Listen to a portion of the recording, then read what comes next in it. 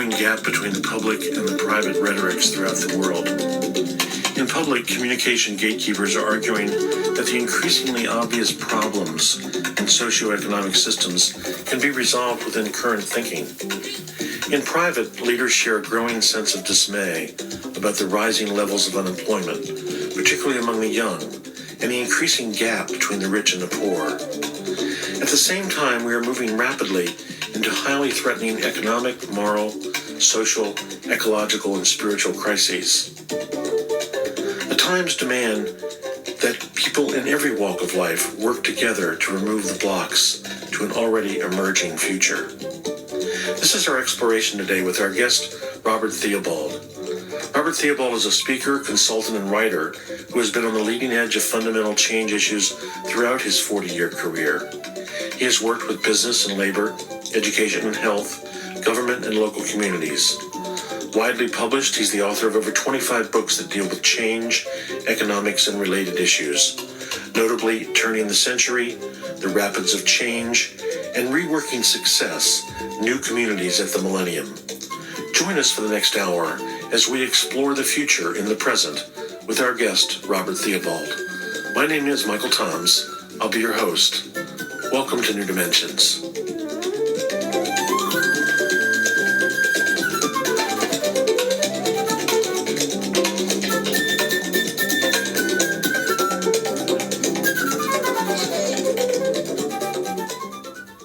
Robert, welcome. Thank you. You call yourself an economist. Why do you call yourself an economist? I mean, you have such a comprehensive vision, far more than just economics. Well, I don't really call myself an economist. I was trained as an economist, but I got defrocked a long time ago.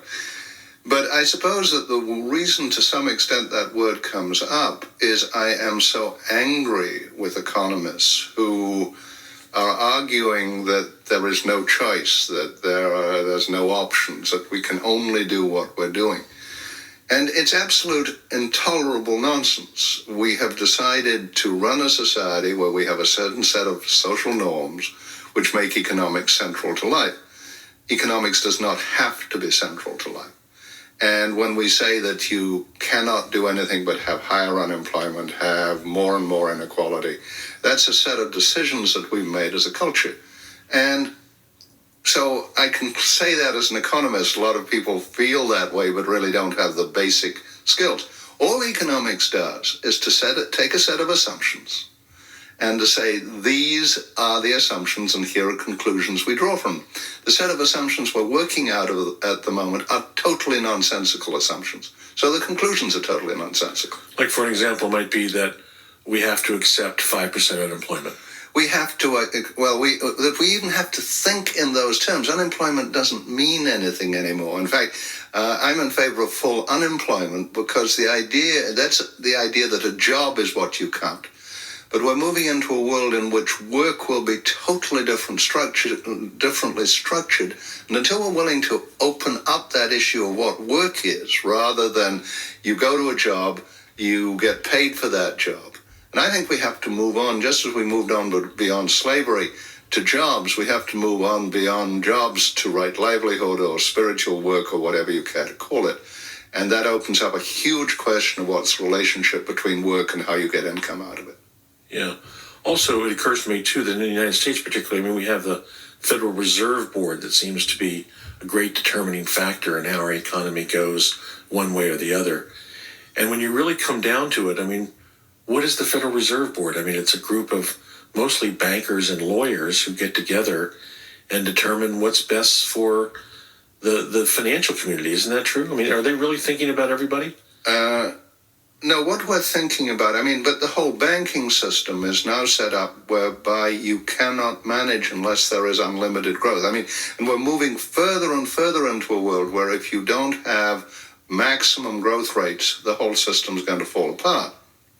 But we know that there's a limit to how much goods, manufacturing, marketing, consumption, materialism, the environment will take. So what we're going to have to say is the quality of life is more important than the quantity of goods. And the Federal Reserve Board and the banks and the economists and the politicians say, no, we don't want the quality of life. We want the quantity of goods. We want international competitiveness. We want a world that's meaner, faster, which produces more goods. And it's not going to work for very long. Now, in a sense, what we're showing is it can work for the time being. We have low unemployment. We have the stock market, which continues most of the time to go up. And everybody's saying we've solved all of our problems. But underneath all this, there's a whole set of crises, even within the United States, Canada, and Europe. But you look overseas, and you have to be appalled at what the consequences are of what we're doing. So this basically what we're looking at is the fact that we're using a great deal of the world's resources. And in other parts of the world, if we're enjoying something good, probably some other part of the world, it's happening in a different way. Well, when you could think about the world as being theoretically unlimited, which you could, as little really as 100 or 150 years ago, the fact that somebody had more didn't mean necessarily that somebody has less.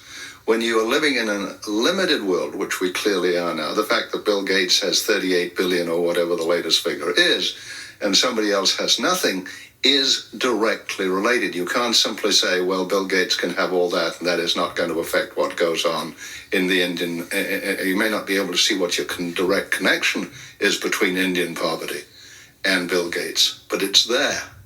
And I don't think people will tolerate that level of gap for very long. I don't think we'll tolerate it within the United States, within Europe.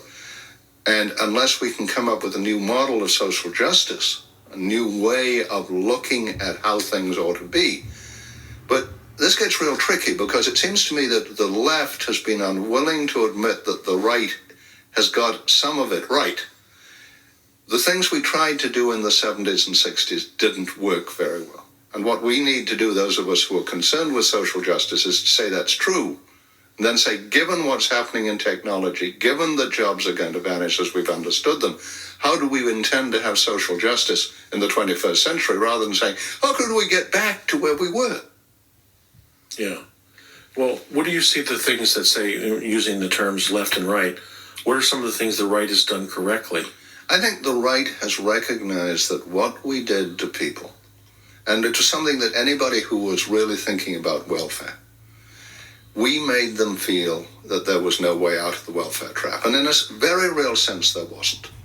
We put them into a trap so that they could not begin to say, I don't want to be dependent. I don't think dependency is good for people. And it wasn't only the government. It was an awful lot of our non-profit agencies. I once heard a good agency, somebody in it, say, we're poverty pimps. We survive on other people's poverty. And if it wasn't for the fact that they were there, we wouldn't have our good salaries. So we need to move into a world where our whole challenge is to say to people who can do something with their lives, do something with them. But to also recognize that there are times in people's lives when they need help, they need support, and to give it generously. The only way I see doing that is to do it on a personal basis, not a bureaucratic rule basis, which says, if you fit the rules, we'll pay you, and if you don't fit the rules, we won't. It's to say, look, I think you can do better than this, and I'm going to challenge you to do better, or I think you're having a lousy time, and we're going to give you all the resources you need until you can get over that. It's a very different sort of challenge than, I apply a set of rules, and it's not my fault if the rules don't fit. Wasn't it President Nixon who came up with the guaranteed income that was really based on a report that you prepared for President Johnson? Yes, it was. And the guaranteed income idea was a fascinating idea, which I think if we had done it in the early 70s, which was when Nixon proposed it, would have made a difference. The problem is that I think that the nation state is dying whether you like it or not. And the idea that you could move an enormous amount of money through the nation state at this stage and say that everybody is entitled to a base income that way isn't going to work. So that I too have been forced to look at what I proposed then and to say, no, I don't think that's how you can get social justice now. And I think you're going to have to get into a set of questions which are much more difficult, which are who owns the rights of production, who owns capital goods, who owns the land. And I think we're going to have to go back to some of the very basic issues that we dodge, and we say the rich own capital goods. But I think we all do. I mean, in a sense, we wouldn't have this culture if people hadn't navvied on the roads. And we've said, oh, you don't get anything from that. And we're going to have to reopen the question of who has rights to what in a world where there's abundance. Yeah. Everything that you say implies the redistribution of wealth, whatever form you want to look at wealth as. How do you propose creating that redistribution? Well, the first thing, it seems to me, is, in a sense, to produce some dismay about a culture in which more and more people at the very top are taking more and more of the wealth. Whether you look at the figures about corporate heads, which are now 200 times the worker and used to be 30 or 20, and still are in countries like Europe and Japan. Whether you look at the totally outrageous salaries we pay to people in the sports world, and whether you look, in a sense, at the total outrageous amount of money you get if you go into the drug field as opposed to staying in school, you're going to have to start saying those are, and this is where I come back to being an economist, this isn't because of economic contribution. This is because of the way the society is set up.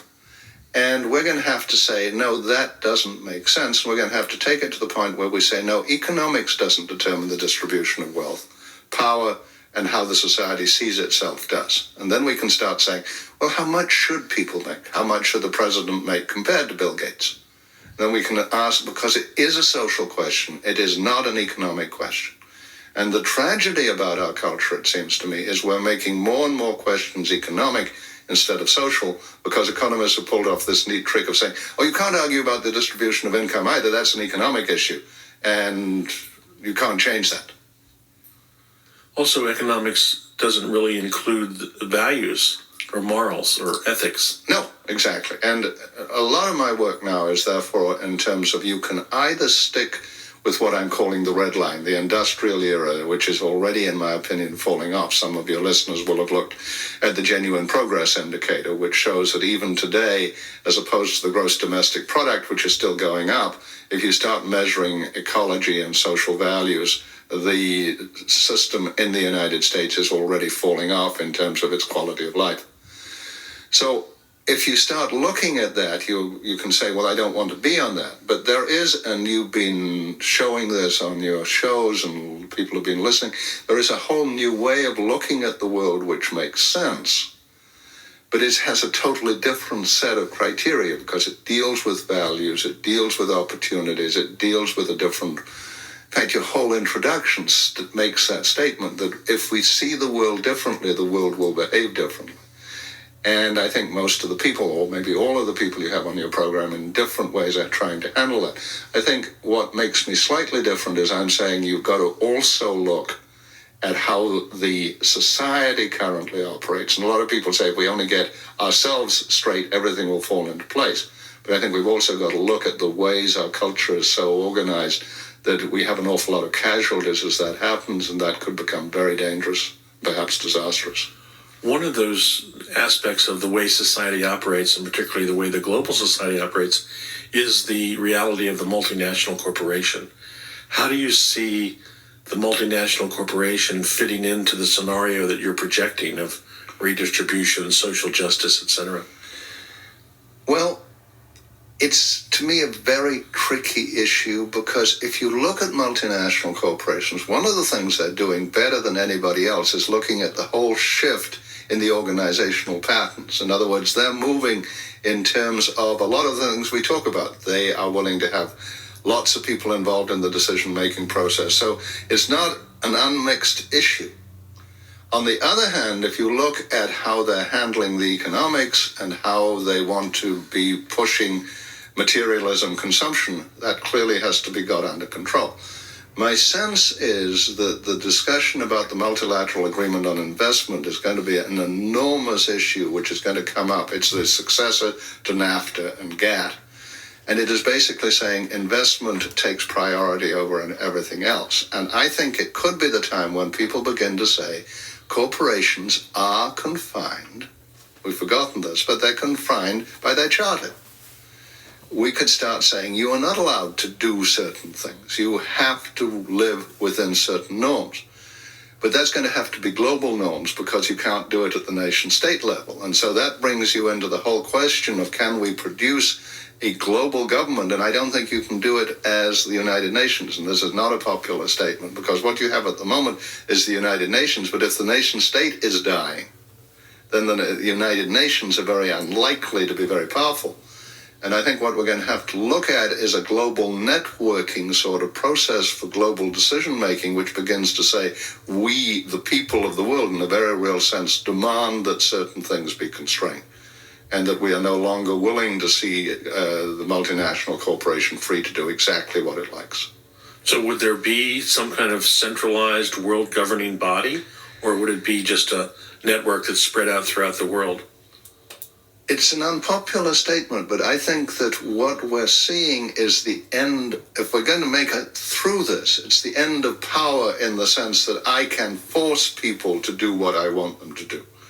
That what we're going to have is a decent respect for the opinion of mankind, which is obeyed by most people, but you're still going to have a policing authority for the people who won't play by the rules.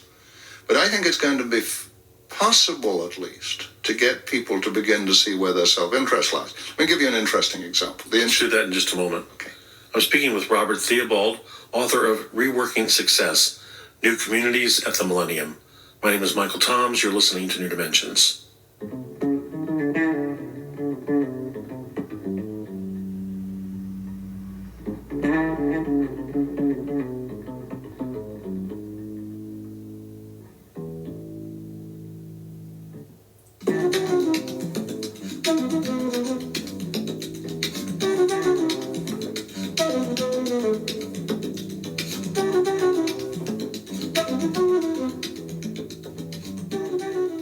I'm here with Robert Theobald, and we're exploring the future, or what may exist as the future in the present moment.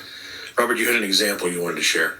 Well, we talk a lot about global warming, and in fact, that isn't the right way to talk about it, and it confuses people, because what we're really talking about is the climate becoming more unstable.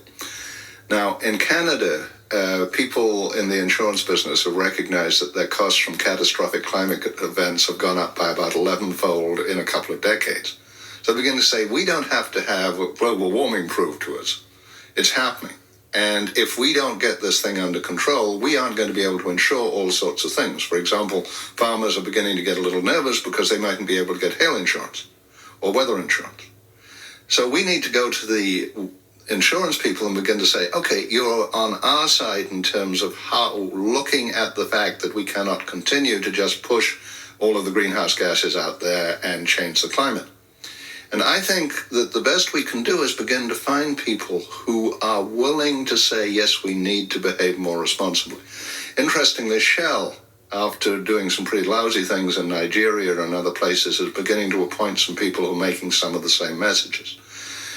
And for me, the key issue is to begin to say, who can we find in whatever our community is? It may be a local community, or it may be our profession. But wherever we work, who is it that agrees with us? And how do we start the dialogue which says, yeah, we need to go in a different direction? Who's willing to work with us on that? And when you do that, I keep on being surprised at how many people are ready. Interesting, you mentioned Nigeria. So in the summer of '97, the city of Berkeley basically enacted a law that prevents doing business with any company doing business with the regime in Nigeria. And it turns out that Chevron is one of those companies, and Chevron is the biggest supplier of oil to the city of Berkeley. And so it's going to involve literally millions of dollars that, unless Chevron gets out of Nigeria. So here's what you're talking about. This is a living example of what you're talking about, right? Oh, absolutely. You've got the Burma issue in Massachusetts, and you've now got Europe saying you can't do that, that a local jurisdiction... Tell us about the Burma, Massachusetts. Well, Massachusetts has said in Burma that we will not do business with Burma.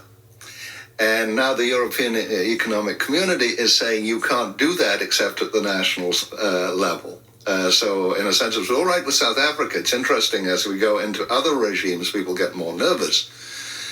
And we've really got this extraordinary clash. Are we going to do business around business? In other words, are we going to say economics is the only thing that matters? So you do business with Burma, you do business with Nigeria, you do business with China.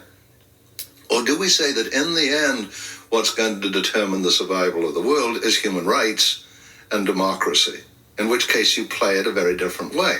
And I think that's the extraordinary clash we're living through. Take into a different area, tobacco. We've got this huge discussion going on whether the tobacco settlement is reasonable or not. But in the end, as it's currently written, it's about giving tobacco a 25-year license to kill people. And we say that's the best we can do. I get real nervous about that.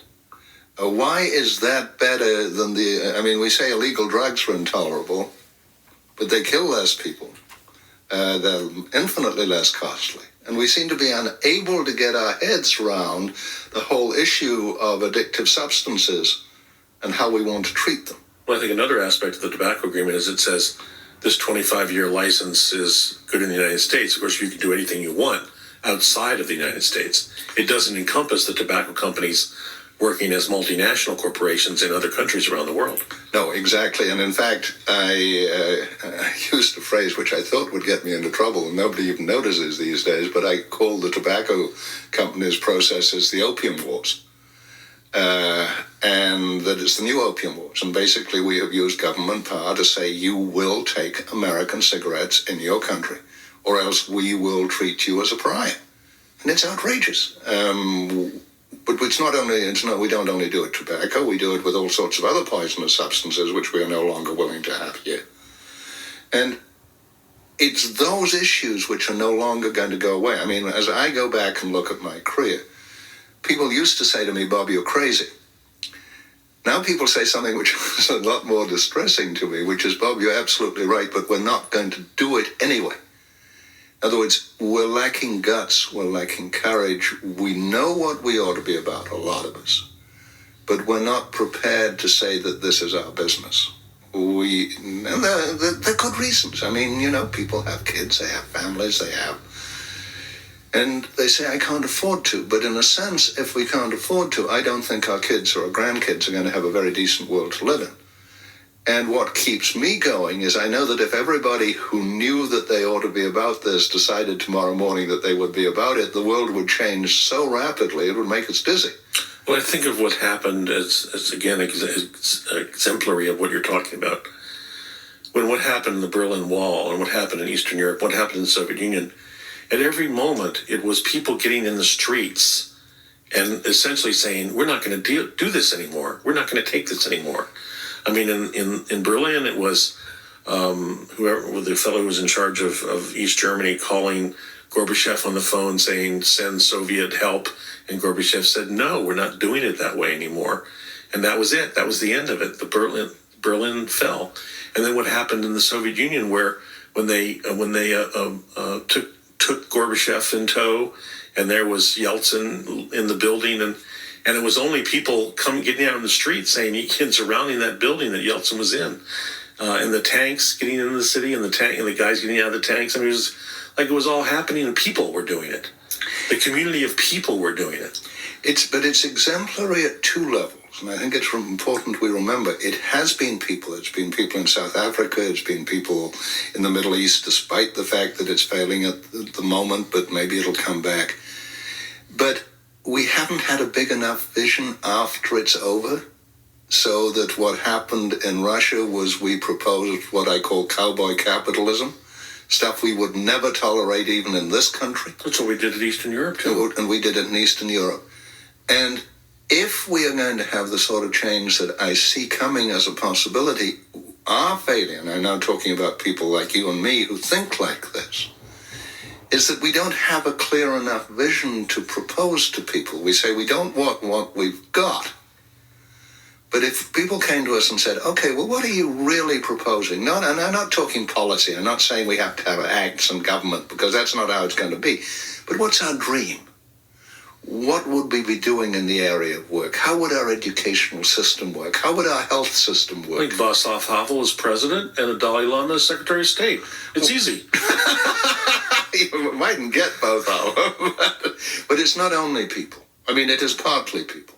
But it is saying, no, we don't. I mean, what do you do with the work process? I mean, what do you do when you begin to say, we don't need all of these goods and services. We only need to work half as much as we're working at the moment. Most of what we're doing is unnecessary. What do we do with our lives? And I was talking to somebody last night, and they said, we have been brought up people to believe that their job is their life. And they may not like it, but that's what gives them purpose, and that if they lose it, even if they hated it, they've suddenly lost who they are. How do you bring up the next generation so they say, who I am has got nothing to do with what I may be forced to do in the outside world? It's something much more complex than that. How do we make those changes? How do we help people? Because we're still bringing up our kids basically the same way. Our schools are still turning them out saying, you do what somebody else tells you to do, rather than you think about what your purpose and your dream is, which is what your new book is going to be about. Yet at the same time, there's increasing interest in spirituality and the search for meaning. I mean, every poll that one sees in this area, it says there are more and more people that are searching in this area. And so when you combine that with what you're talking about, then clearly people, even though they may be saying one thing, they're certainly thinking something else. But I think that Tom Attlee, who came with me to the studio, says things are getting better and better and worse, faster and faster. And I think it's a wonderful thing, because it reminds you that if you tend to get too far over how bad things are, there are lots of good things happening. If you get too far over on how good things are, there are lots of bad things happening. This is an incredibly rapid voyage through the rapids of change. And how do we react in the moment, rather than having this neat plan and saying, I'm going to go down this stretch of river even if it puts me on the rock, which is what we do most of the time at the moment. So I think that it is precisely because of the clashes, these incredible clashes between different things happening, and that you have to resolve it, so that the tobacco thing has now come up and we have to do something with it, but we don't have the clarity about what it is we want to do, so we can't judge whether that's the best we can do. Or do we want to do something very different, which doesn't say tobacco should be around 25 years from now, but there should be a process by which that will not be a killer 25 years from now. I'm speaking with Robert Theobald, author of Reworking Success, New Communities at the Millennium, and also Turning the Century. My name is Michael Toms. You're listening to New Dimensions.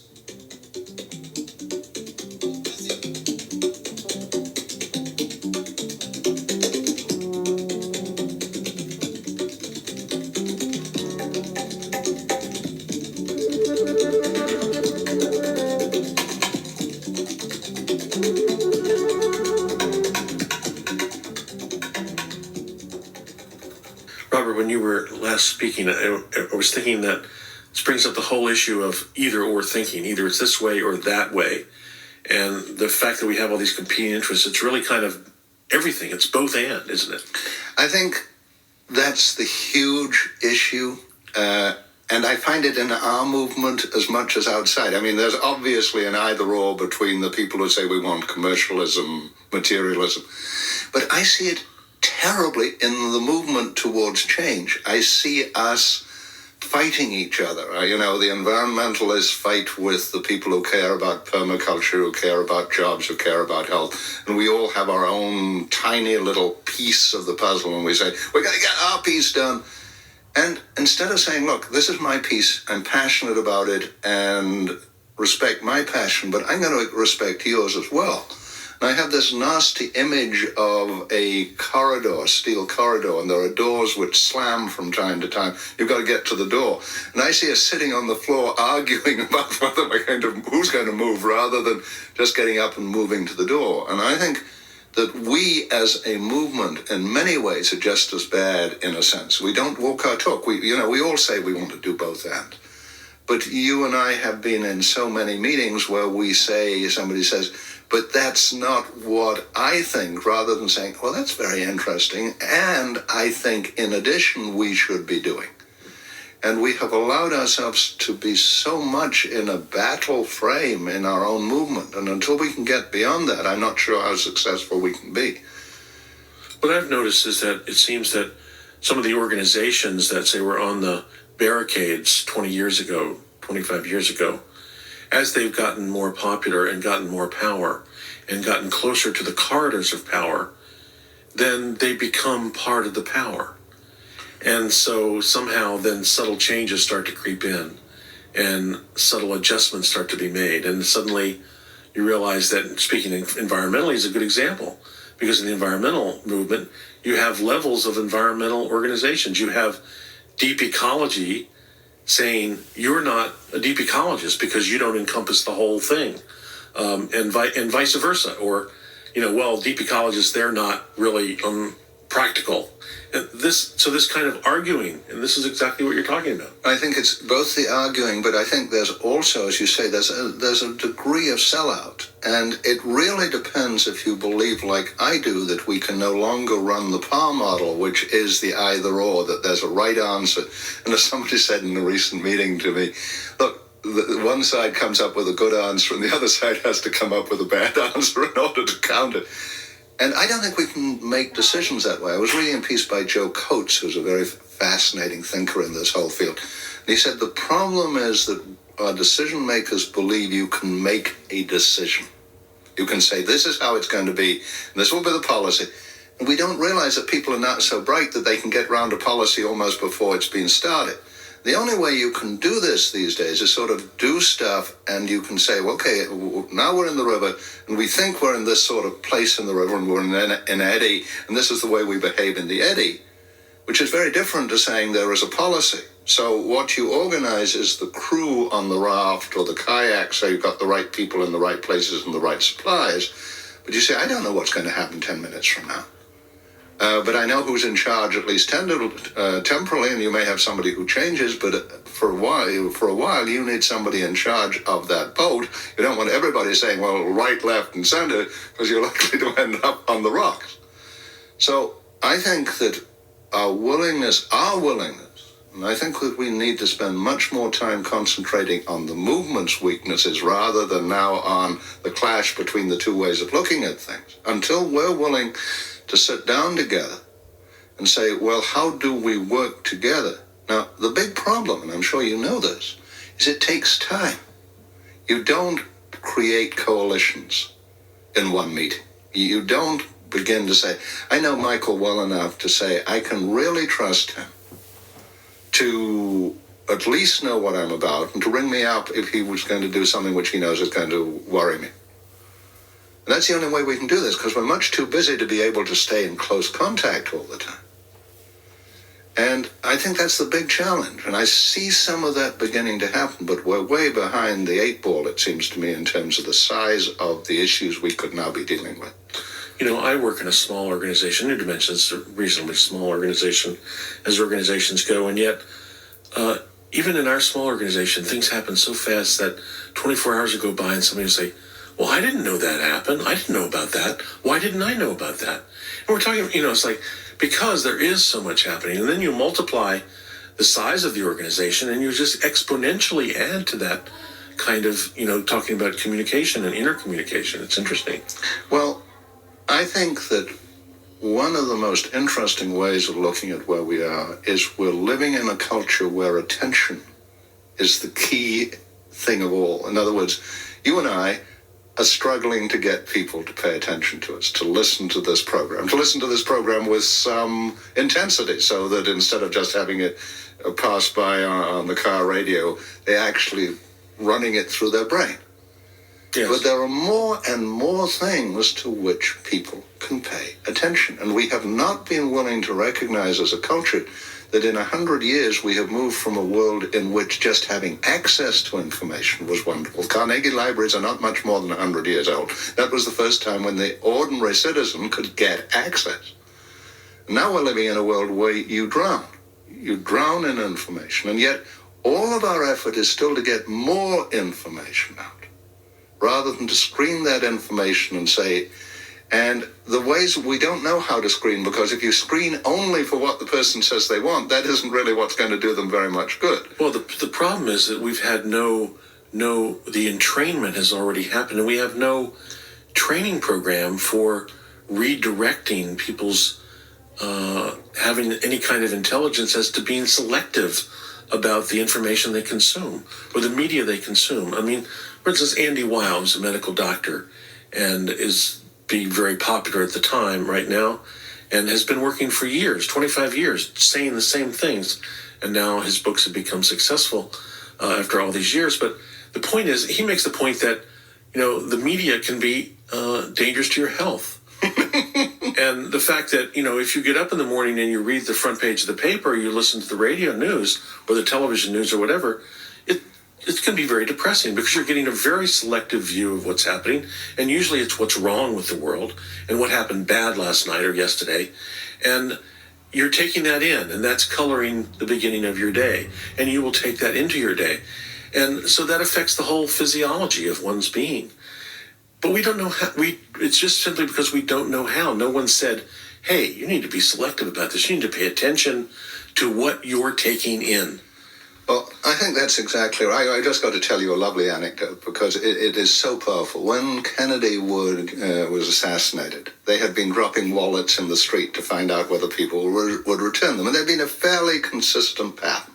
About half of the wallets came back.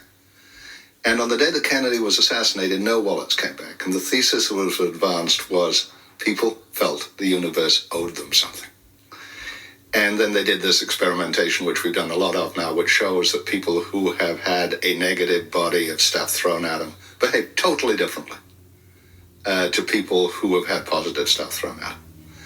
And we have to realize that telling people the world doesn't work has consequences. Good and bad news have power.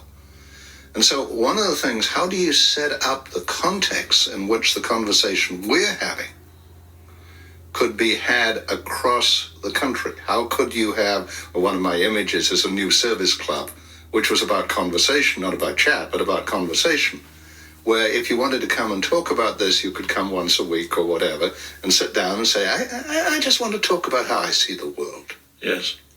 Well, one of the things would be after the news gets more and more condensed, so like the average in-depth news report on the prime time CBS, NBC, ABC News is like 90 seconds in duration. Well, what can you get into 90 seconds? Not much. But if we took that model and said, okay, we run that model for a half hour, people see it, then after that half hour, there's a recap in the sense of other voices, speaking of putting this information into a context in which people can hold it and see that there are other perspectives to view it.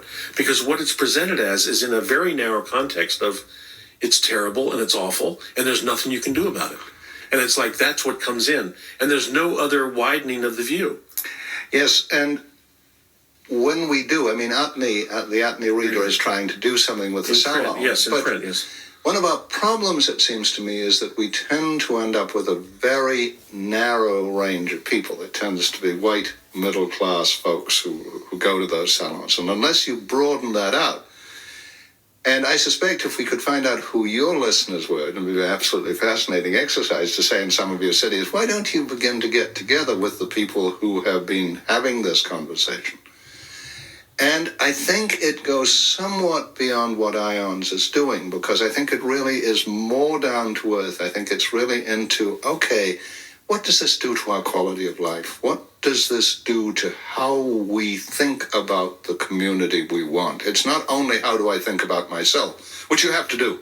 Yes. But it's what does that translate to in terms of what community? So one of the things we're doing at the moment is setting up a quality of life network, which begins to say, how could you start those conversations? Because there's no space for this conversation. That's the extraordinary thing. Right. That in this culture, we now have PC, political correctness. You say anything that even begins to propose a real issue, people jump all over you and say, oh, you can't talk about that. It's intolerable. Yes. Well, it's interesting you bring that up, unplanned and unrehearsed, because we are definitely planning to organize, to catalyze and encourage groups of New Dimensions listeners to get together. So I want to take this opportunity to encourage any one of you out there listening now to write to us, to write to New Dimensions if you're interested in this idea, if you're interested in the idea of coming together in a circle as a group with other New Dimensions listeners in your community to talk about the issues and the ideas that we explore here on New Dimensions. Write to us. Let us know. We'd like to hear from you because we want to do this. We want all of us to come together in a community around the United States, literally around the world, so that we can start bringing these issues into our daily life in ways that can create the kind of transformation that our guest Robert Theobald is talking about here. So do write to us if you're interested, and the address will be at the end of the program. So let's continue. Well, and of course, we'd love to work with you on this, and I think perhaps there's some neat synergies, because one of the things I'm hoping to do is to begin to clarify what I call the blue line, which is the new world, and what it takes to do that, and the recognition that you have different people in your community who are in very different places along this journey. It's not that one place in the journey is better than the other, but some people are just beginning to say, hey, it doesn't make sense to me. Some people are saying, oh, it doesn't make sense and I want to do something about it. Some people are saying, I want to understand this in some depth. Some people are saying, I want to set up the frameworks. I mean, because not many people, it's very interesting, not many people will write into you and say, I'm willing to organize. But if somebody will organize, that people are willing to come. So we really do need to encourage the person who says, I can organize this. And maybe it's not very big. I'm going to start with somebody in a living room. And maybe it moves out from that. Maybe we find out that there are more people than that. Right. But you start from one living room and 8 people or 10 people who just sit down and have a conversation. And it's amazing how much good just that conversation does, as long as it moves beyond chat, to begin to say, yeah, we've really got to challenge each other. We've got to say, well, I believe you believe that, but quite frankly, from my experience, from what I've done throughout my life, that doesn't make sense. Well, it seems to me that the times demand, the times we're living in, the times we're moving into, demand that we take whatever knowledge, experience, wisdom that we've gathered in our lives individually. And each of us has a unique life experience that we have gathered and that we do offer. And get into the community, bring that knowledge and wisdom and experience into the community in practical ways, in ways that we can interact with others, so that what we have to offer can be part of a larger fabric. I think everybody wants to do that. We're just looking for ways to do it. I think there's an enormous hunger. So one of the things we're thinking of doing in 1998, not losing a decade, is to have some meetings where people can come to a seminar or a meeting and talk about what are the requirements for this world we're going to have to live in if we're going to make it.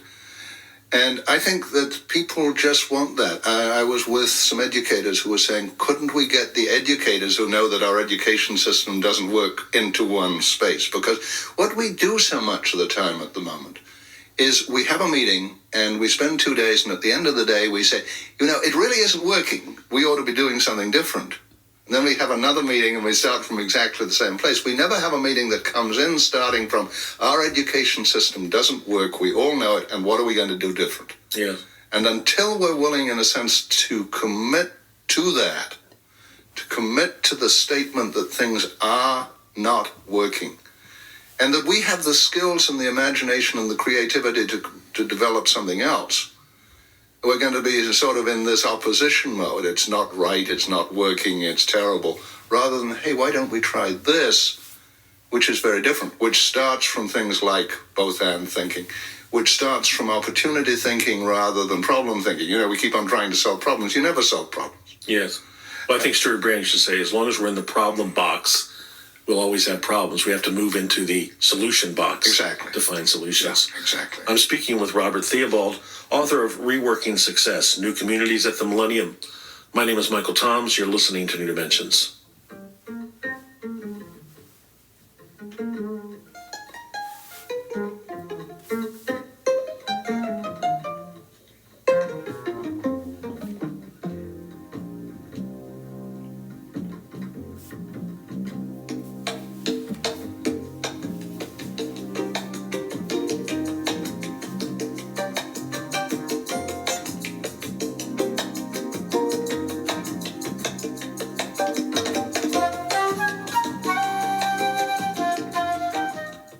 So, Robert, I gather that your view of the future is hopeful and optimistic. Is that a fair appraisal? No. Then correct me, please. My view of the probable future is very negative. In other words, I think if we allow the inertia of the culture to run, things are going to get very bad very quickly. I think that there are an enormous number of people who don't want that to happen. I think we could decide as a culture that we don't want the probable future and change it very quickly. My question is whether we'll do that. And one of the things that I've begun to get much more conscious about is that people who have already seen that we have profound questions see me as hopeful, because what they say is, here's somebody who has at least some sense of what the issues are, but still believes we can deal. Whereas people who are still sort of saying everything's fine see me as pessimistic, down, etc. And they say, this is terrible, why does he throw all this bad news at us? So I live really in two universes, and I bar the words optimism and pessimism because both of those seem to me to say, okay, there's a future. There isn't a future. We create the future. I'm immensely hopeful if we decide to move in new directions. But that requires each one of us to begin to say, no, we're not going to sit around and allow what's happening to happen. We're going to change. And we're going to do that by getting our own act together, because you can't do it until you've begun to say, I know who I am, because that's the most important piece. I have this idea that one of the resistances that we carry to change and transformation is the idea that somehow we're going to have to live with uncertainty and the unknown. We like to know what's going to happen, and particularly if we've created our own little comfort zone and we know, when we get up, where we go, who we work with, who we're talking with, et cetera, et cetera, et cetera. Whatever the circumstances are, we each have those zones that we operate in. And if we're going to go into another direction, it means that zone's going to change, and it's going to create what I might view as havoc in my life. I don't like havoc in my life. I don't want chaos. So how do we learn to live with uncertainty? How do we learn to live with the fact that everything's changing? Well, the Chinese are said to have a curse, may you live in interesting times. The one thing I can't do anything about, and neither can you or know anybody else, is we're going to live in interesting times.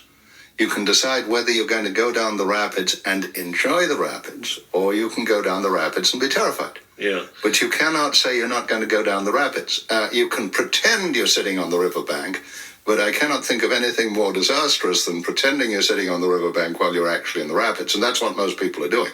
And I think an enormous amount of our stress is coming from people who are pretending that things are stable when they have ceased to be stable.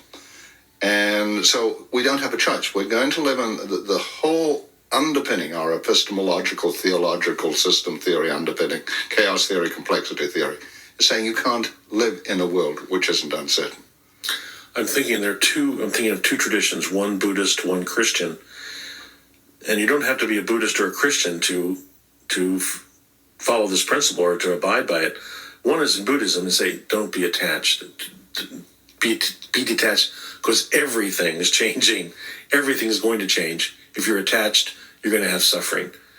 And the Christian, when I think of Jesus, the parable of give no thought for the morrow, sufficient the day is the evil thereof.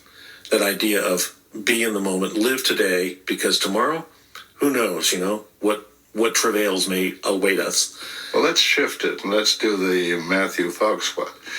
Sufficient to the day is the good thereof. Yes. And in a sense, that's a really critical issue. We, I think, have got to buy Matthew Fox. We've got to buy that you cannot get out of this mess so long as you believe in original sin. If human beings can't do better than we're doing at the moment, I can't help.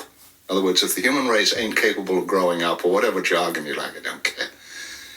I don't think there's any answers. I believe that most people most of the time want to do good and to help other people to do good. And that isn't everybody all of the time. But I believe that we can set up a universe which assumes that most people will make sense of their lives and help other people make sense of their lives. And really that's the most, you shouldn't say anything's the most crucial, but it is a critical piece of the puzzle. Are we going to continue to assume that the only way you make this thing work is to prevent people from doing harm rather than enabling them to do good? Right. So how does one do that?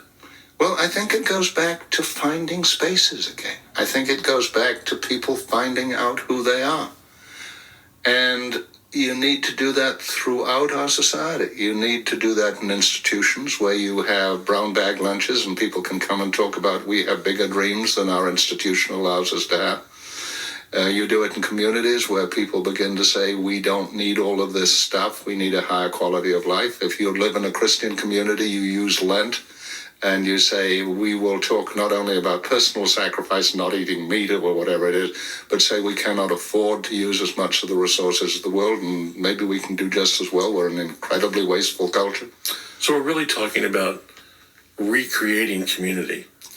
I think that recreating community, as long as you don't only hit community as geographical, but work, professional, or that we begin to believe in people. We begin to relate to people. We think about relationships, not about ourselves. And we say that in a sense, you can't know who you are except in relationship. And that the great line that Margaret Mead uses, how can anybody be poor? Has he no friends? A culture which says we are responsible. I find myself frustrated very much when people say that when Hillary Clinton talks about it takes a village to raise a child. You've got to have people around. It's not only two parents. Yes. It's the whole community that makes that child rearing possible. Yes. Robert, thanks for joining us today. It was a pleasure. I've been speaking with Robert Theobald, futurist, economist, comprehensivist, philosopher, social innovator, author of Reworking Success, New Communities at the Millennium, published in paperback by New Society Publishers. My name is Michael Toms, on behalf of the New Dimensions radio staff and all those who are members of Friends of New Dimensions, as well as those of you who are members of our affiliate stations.